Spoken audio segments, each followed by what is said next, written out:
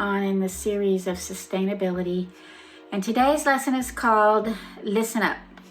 So there's a verse that says, or a passage of verses that says, "Listen to me, descendants of Jacob and remnant of people of Israel, you whom I've upheld since birth and have carried since you were born. Even to your old age and gray hairs, I am he who will sustain you.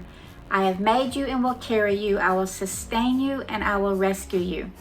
With whom will you compare me or count me equal? And to whom will you liken me that we may be compared?" So there's four words that stand out in this set of verses: upheld, carried, sustain, and rescue. It says that he has upheld us since birth. When a judge upholds a verdict, he sticks to it and it cannot be changed.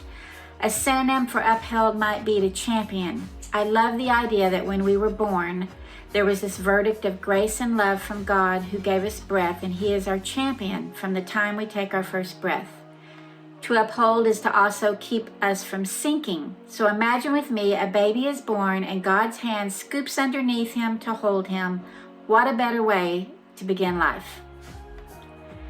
After that, it says he carried us since we were born. And of course, our mind goes to Psalm 23 and the visual of the Good Shepherd. He makes us lie down in green pastures, and sometimes that might mean that he carries us to them because we won't find them by ourselves.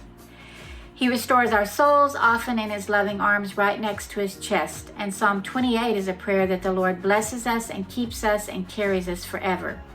Think of your kids when they're tired, sleepy, hurt, or afraid. You carry them. So being upheld since we take our first breath and being carried from that point forward, that's sustainability. After those verses, we are told that even to old age and gray hairs, he sustains us. And yet we see parents fail, fall, lose their hair, lose their eyesight and their hearing. And it seems from looking at it that maybe they're forsaken. Not so, according to Proverbs 16. It says, "Gray hair is a crown of glory and honor." It's in the faltering, the failing, and the losing that we lose our bodies, but we're moving forward to that trade-in that comes as we move to the next life. Not forsaken, but rather sustained by the hand of the Lord, who makes sure that the inward part of us is sustained and lives, while the forever part, or the outer part, let me reword that. He sustains us so that the inner part lives forever when the outer part fades. It's hard to watch with our physical eyes, but it's good to know with our hearts that God sustains those who are entering that last lap, ready to uphold them and carry them and sustain them to the finish line and beyond. And the last part of this passage reminds us again that he has made us and will carry us and sustain us. And guess what else? Rescue us. We didn't make the earth on which we live, and we cannot carry the burden of sustaining the earth and the climate and all the things that weigh us down.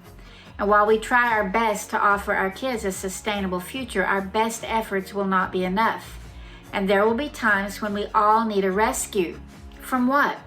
From sin, from lies, from despair, from sickness, from floods, from falls. You fill in the blank.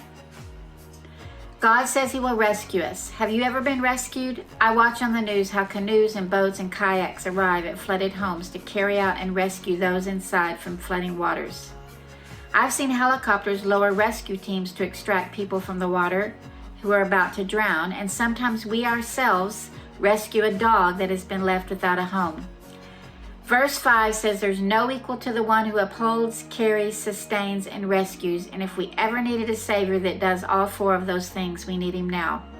What great peace in knowing that sustainability doesn't rest on our shoulders, but on him. And it's not found in the strength of our arms, but being carried in his. And though peril and danger both exist, those same arms are not short, but extended to those who call on his name. So listen up to those four words and consider sustainability in him.